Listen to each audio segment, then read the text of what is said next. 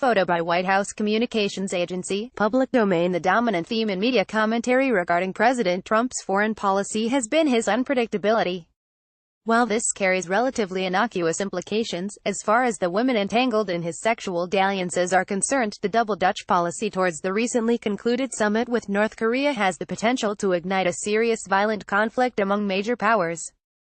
In an article trying to ascertain Russian attitudes on the matter, the Christian Science Monitor reported that trying to read the intentions of the Trump White House has become an exercise for Russian foreign policy experts that makes old-fashioned Kremlinology look like an exact science by comparison.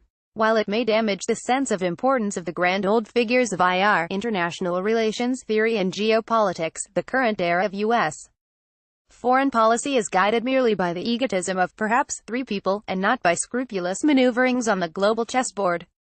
The preceding 10 years of interaction with rival states has hobbled towards this moment. Hindsight reveals an increasing readiness on the part of the executive to sideline the advice of his most knowledgeable advisors and confidants on key matters of U.S. Add to his predecessor's support for infamously elusive, moderate rebel groups in Syria, Trump's scrapping of the Iranian nuclear deal, his contemptuous withdrawal from international efforts to deal with climate change, and, now, the reprobate handling of the North Korea crisis, to the list of grave instances in which the president has flouted the guidance of those with even minimal expertise in favor of a more personalized style of management. The bare adherence to international norms and institutions that persisted prior are now overruled, not only wherever they clash with perceived state interests, but even merely when they clash with Trump's. Steady as the ultimate goals of U.S. hegemony have remained, the course of securing them appears less and less coherent. Veteran Middle East correspondent Patrick Cockburn noticed, during the Obama years, that U.S. policy has an Alice in Wonderland absurdity about it, everything being the opposite of what it appears to be. Cockburn's characterization, alluding to that administration's disarrayed modus operandi in Syria, suggests a somewhat patternized irrationality, though policymaking under President Trump seems enthralled to an even more disturbing volatility.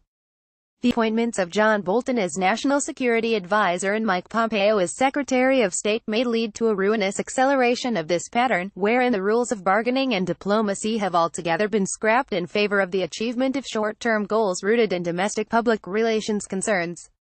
But Trump's penchant for taking credit for all things positive on the world scene may mean that he will submit to the strategy of standing back, allowing the two Koreas to work independently towards achieving their various timetables, and then reinserting himself into the range of the camera lenses when the Nobel Committee comes a knockin', joining Kissinger, Peres, and Suzuki in the wretched pantheon of peacemakers. It is, perhaps, this yearning for adoration that accounts for his resistance to tank the process, as has been the habit, until now. Upon suspending the joint U.S.-ROK military exercises, Trump even went so far as to call them very provocative, likely without precedent. That Trump is honestly concerned with reining in a nuclear threat cannot be taken seriously. In addition to his own plans to build a new kind of low-yield nuclear weapon, launched from submarines, to match Russian nuclear advances, one of the few continuations of a prior Obama-era program, all the confirmation by relevant monitoring agencies of Iran's compliance with the terms of the Joint Comprehensive Plan of Action was discarded with transparent scorn. The economics section of the latest issue of Business Week is devoted to North Korea, and purports to explain the drastic shift in U.S. policy. It effuses over the DPRK's China-like potential, made possible by its pristine coastline, its vast stores of minerals, including iron and rare earths, and its cheap and rarely traded debt, which could be a windfall for anyone holding them when and if a peace deal with the North comes to fruition. Despite all the gushing descriptions, however, even business interests are not a reliable metric of U.S. interest in peace in the Korean peninsula, since these same interests were overruled in Iran, an investment prospect over which both American and European corporations had previously salivated. Much has been made of Trump's reflexive rejection or reversal of Obama-era policies. The hostility seems to transcend ordinary partisan pettiness, rooted in extreme racism against a man many in the Republican base believe is the Antichrist.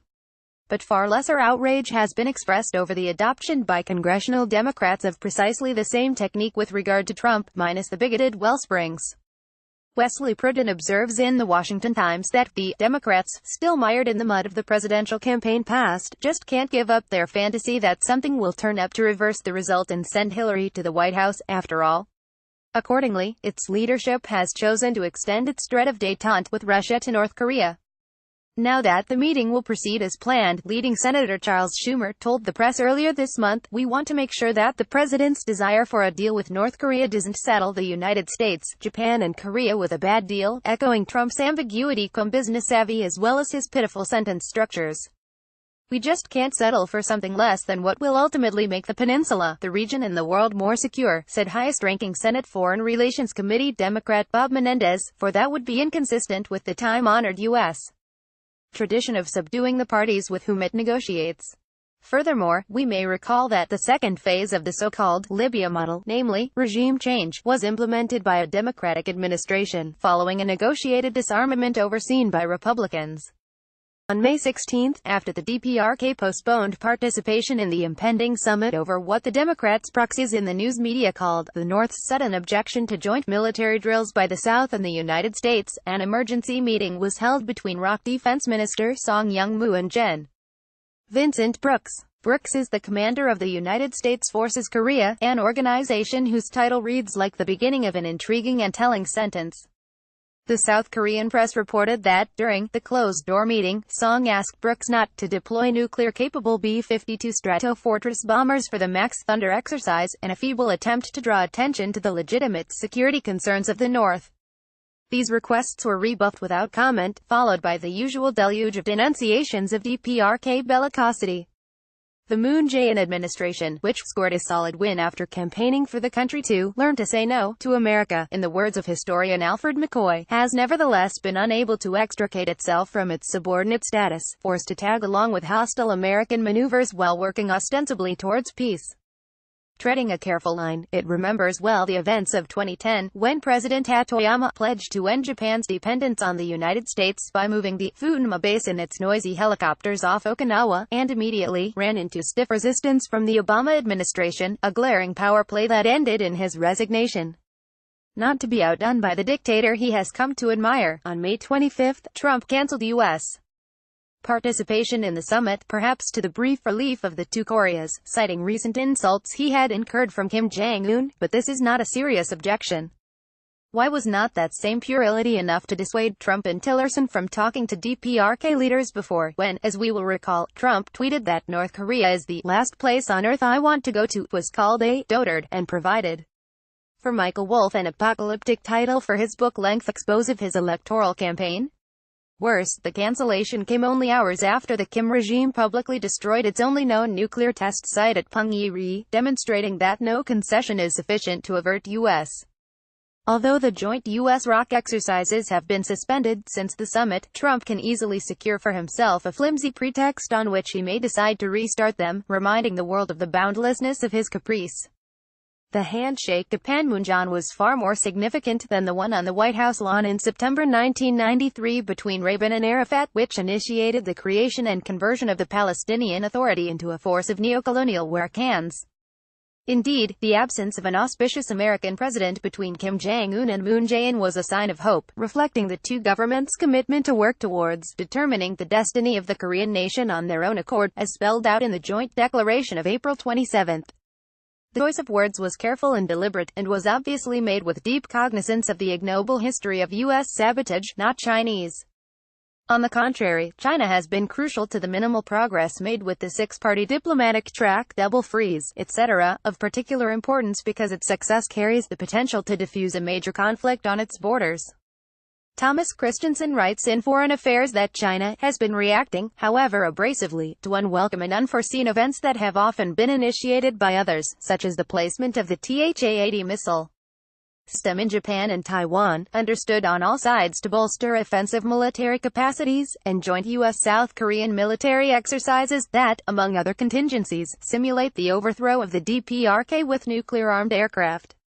Whenever such legitimate security concerns are raised, the U.S. appeals to the provocative nature of DPRK nuclear tests, which are, themselves, justified by the aforementioned security concerns, without pursuing the obvious causality dilemma, which does not bode well for the U.S. version of events. We need instead only to consider the Apollonian plea of Bruce Cummings, the preeminent historian of modern Korea. He finds the religious avoidance of context in these matters infuriating. All of our media, he explains, appear to live in an eternal present, with each new crisis treated as sui generis. In attempting to restore the context, one is tempted to begin with President Eisenhower's criminal flattening of the Korean Peninsula in the 1950s, and his associated threatening of the North with nuclear weapons, in the wake of Hiroshima and Nagasaki, or the decisive manner in which the U.S., in Cummings's words, enmeshed these territories in security structures that rendered them semi-sovereign states, referring to Taiwan, South Korea, and Japan. But the current state of the crisis can be accurately understood as the prolonged result of the scuttling of the 1994 agreed framework, when former President Jimmy Carter successfully convinced the DPRK to freeze its plutonium production at its Yongbyon facility and others, in exchange for light water reactors that could meet the country's energy needs. International inspectors verified that the DPRK had ceased developing any more fissile material. By 2000, the Clinton administration had even begun to get the DPRK to relinquish its medium and long-range ballistic missiles. To be sure, while there were failures on both sides to meet the strict letter of the agreed framework, there was substantial adherence to them, until the incoming Bush administration promulgated its infamous axis of evil dichotomy, and renewed threats. As a result, the DPRK expelled international inspectors, and re-intensified missile development efforts. So, it continued until September 2005, when, under international pressure, the Bush administration agreed to six-party talks, ending in a commitment by North Korea to end all nuclear weapons-related activities, respect the sovereignty of its neighbors, and, again, allow for international inspections.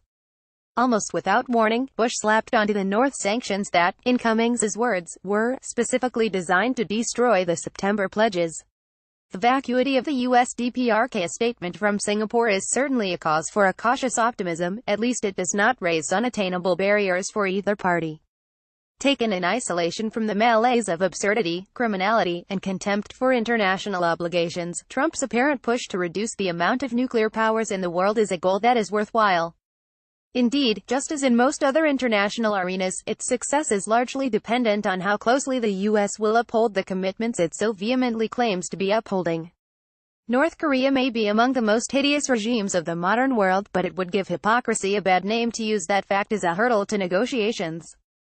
In The Impossible State, North Korea, Past and Future, Victor Chow concedes that the only country that can solve the security problem that North Korea poses is the United States.